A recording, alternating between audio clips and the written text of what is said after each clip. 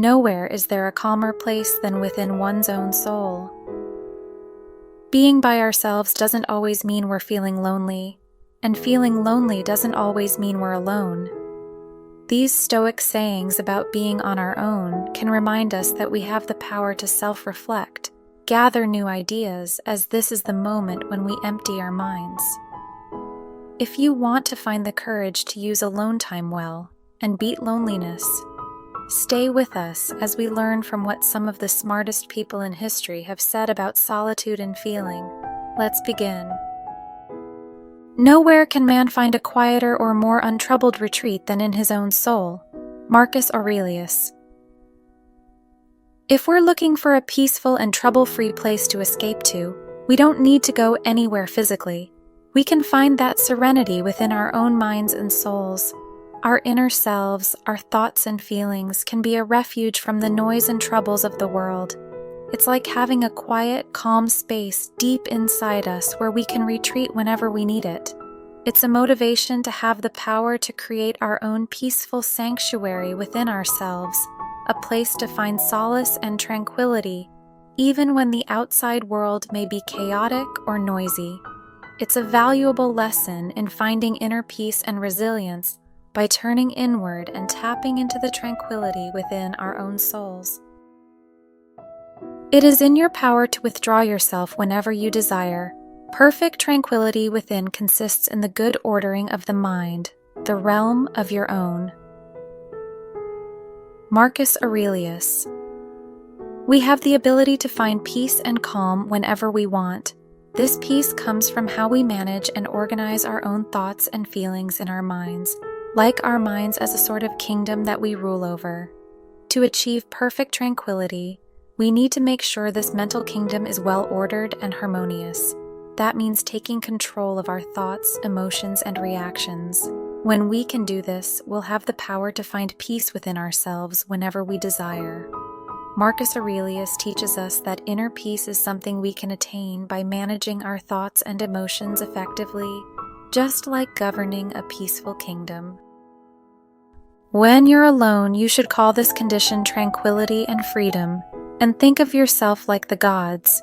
And when you are with many, you shouldn't call it a crowd, or trouble, or uneasiness, but festival and company, and contentedly accept it.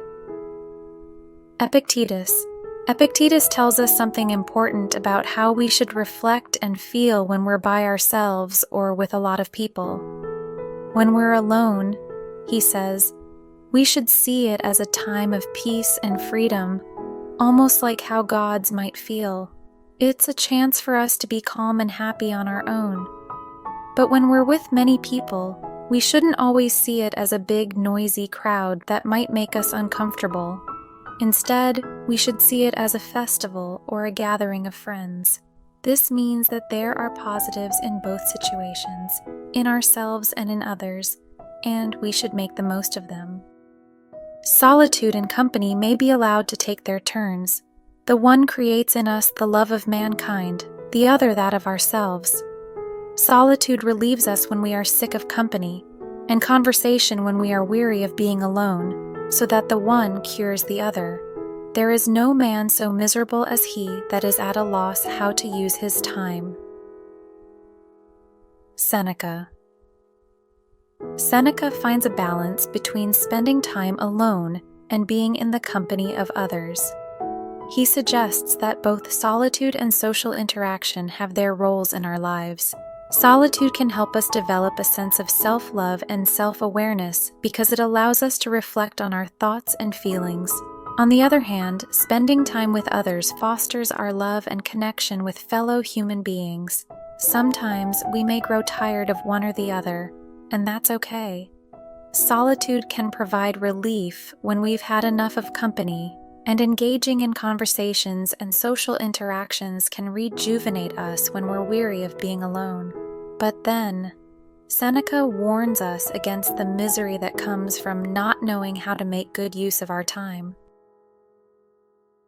Nothing, to my way of thinking, is a better proof of a well-ordered mind than a man's ability to stop just where he is and pass some time in his own company.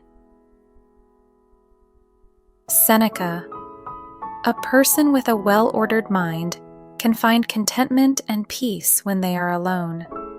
It suggests that the ability to be comfortable and at ease in one's own company is a sign of mental strength and self-assuredness.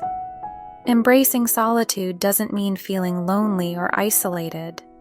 Rather, it means being able to pause from the busyness of life and find joy in one's own thoughts and company.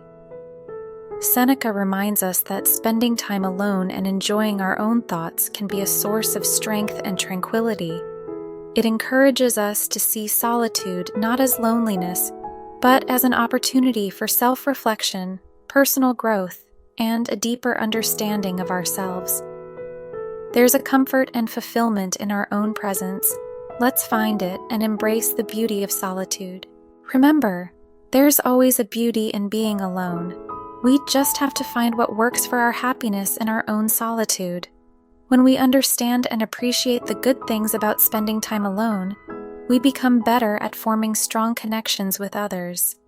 This is because we approach these relationships as more self-aware and confident people. When we're comfortable by ourselves, we tend to choose to be with people who are genuinely fit to our lives while making ourselves better, rather than just filling a gap.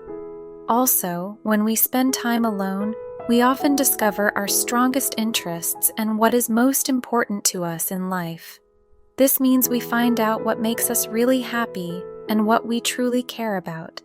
When we accept these important parts of ourselves, it makes us more genuine and appealing to people who understand and appreciate our true selves. When we bring this honesty into our interactions with others, it makes us more attractive. People naturally like those who are comfortable with who they are and aren't afraid to show their true selves. This not only makes our relationships better, but also leads to more real and satisfying connections with people who have similar values and interests. So let's appreciate the times when we're by ourselves as a chance to find the happiness and inner peace we deserve.